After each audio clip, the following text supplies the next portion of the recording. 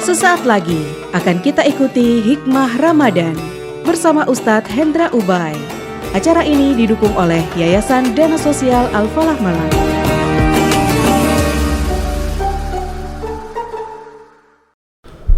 Assalamualaikum warahmatullahi wabarakatuh. Alhamdulillah. Allahumma salli wa sallim ala Sayyidina Muhammad wa ala alihi wa sahbihi wa wala amma ba'd. Saudara pendengar RRI Radio Malang, semoga Allah berkahi kita semuanya. Semoga Allah ampuni dosa-dosa kita semuanya dengan perantara amalan-amalan yang banyak di bulan Ramadan. Karena ini bulan penuh keberkahan, dan sehingga apapun yang kita lakukan berupa kebaikan, Allah lipat gandakan. Nah, kemudian berbicara tentang tarawih, alhamdulillah kemarin kita tarawih, dan nanti setelah berbuka puasa kita sholat maghrib, kemudian siap-siap menuju sholat isya berjamaah dan lanjut kepada sholat tarawih. Bermacam-macam kebiasaan orang yang melakukan sholat tarawih berjamaah di masjid tentunya.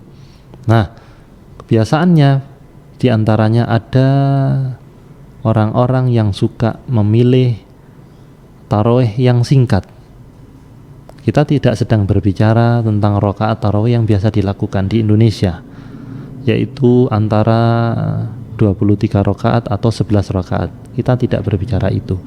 Namun biasanya yang kita pilih adalah yang paling cepat selesai. Yang selesainya setengah 8 dengan yang selesainya setengah 9, bahkan ada yang selesai jam 9. Mana yang kita pilih? Baik, jawabannya kebanyakan setengah 8 karena semakin cepat. Nah, bukan masalah cepat selesainya sebenarnya, bukan masalah jumlah rakaatnya sebenarnya, tapi ini berkenaan dengan sunnah Nabi Shallallahu Alaihi Wasallam ketika di bulan Ramadan. Wa kana Shallallahu Alaihi Wasallam yutilul qira'ata fi qiyam. Beliau itu kalau bulan Ramadan terus kemudian mendirikan sholat qiyam, ya termasuk tarawih, termasuk di dalamnya adalah sholat tahajud mungkin, atau sholat-sholat lain. Beliau memanjangkan sholatnya, bacaan sholatnya di bulan Ramadan, begitu. Dan kita bicarakan khusus ini tarawih. Nah, yang biasanya kita sholat itu menggunakan surat-surat pendek, mestinya kita akan semakin menambah kenikmatan-kenikmatan di dalam sholat dengan bacaan-bacaan yang panjang. Baik, kita latih, coba mencontoh Kanjeng Nabi Muhammad SAW. Kita cari masjid-masjid yang atau musolah-musolah yang bacaannya lebih panjang daripada biasanya untuk melatih diri. Kalau belum mampu, tentu saja bacaan yang pendek akan lebih bermanfaat. Nah, kemudian saudara pendengar RRI Radio Malang, kita tahu bahwa kadang-kadang orang yang sholat tarawih itu kondisinya sudah capek.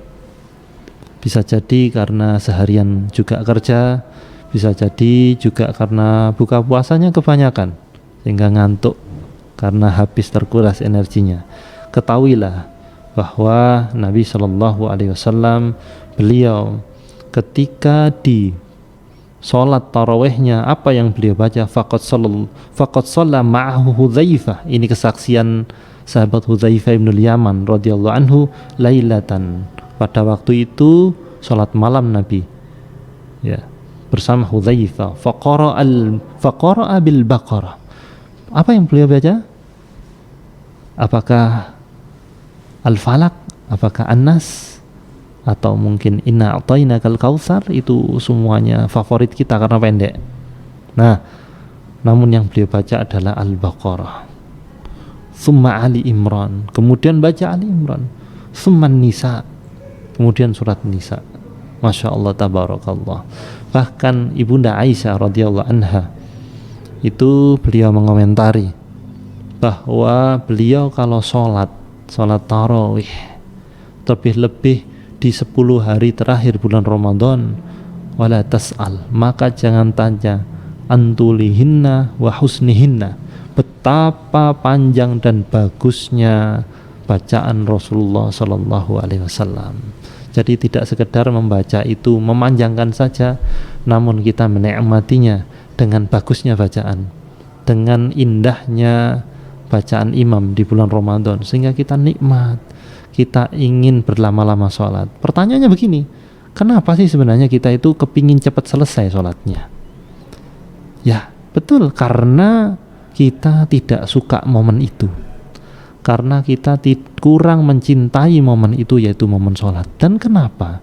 Di suatu tempat kita ingin berlama-lama, di kafe favorit kita ingin berlama-lama, di spot-spot yang sering kita lalui kita ingin berlama-lama, misalkan di kolam pemancingan, misalkan di sirkuit, ataupun di lapangan, ataupun di stadion, kita ingin berlama-lama. Tapi kenapa sholat membuat kita nggak kerasan?